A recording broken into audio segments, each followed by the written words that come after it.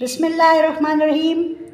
حصہ صرف میں ہم لوگ کریں گے، جیسے پچھلے لیکچر میں نے آپ کو بتایا کہ حصہ صرف میں ہم بحث کرتے ہیں الفاظ اور حروف کے ساتھ۔ جیسے پچھلے لیکچر میں بتایا کہ حروف تہجی اس میں شامل تمام چیزیں وہ حصہ صرف میں استعمال ہوتی ہیں۔ اب یہ دیکھنا ہے کہ حصہ صرف میں استعمال ہونے والے حروف کہلاتے کیا ہیں۔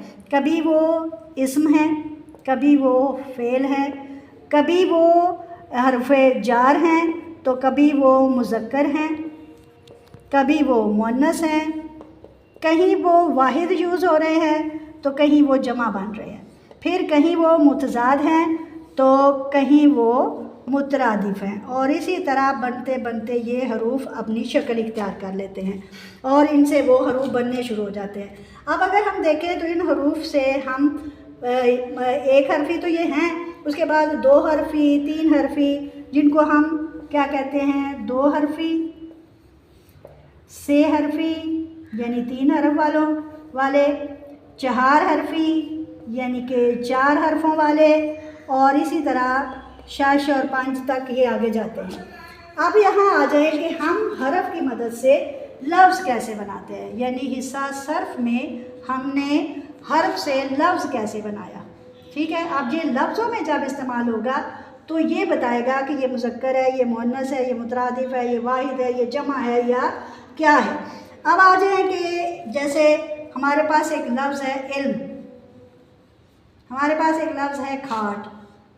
ٹھیک ہے، اب علم اور کھاٹ یہ دو ورڈ ہیں۔ علم کے اندر حروف کتنے استعمال ہوئے؟ تین۔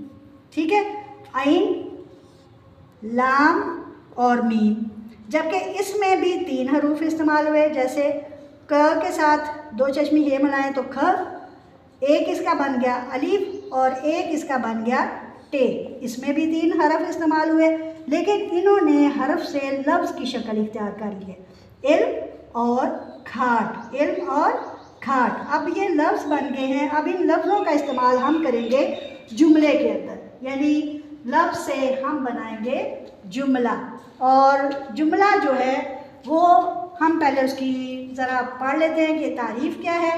جملہ لفظوں کا مجموعہ کیا ہے، یعنی جتنا شارٹ میں آپ کو بتا سکوں اتنا ہی اچھا۔